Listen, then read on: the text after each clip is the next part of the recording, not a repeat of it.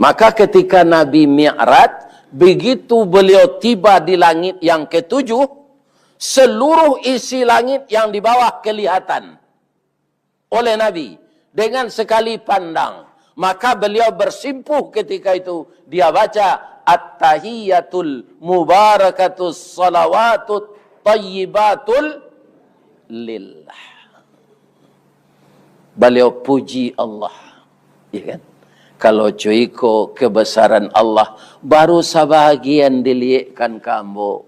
Alun sabandiang lai kebesaran Allah ko.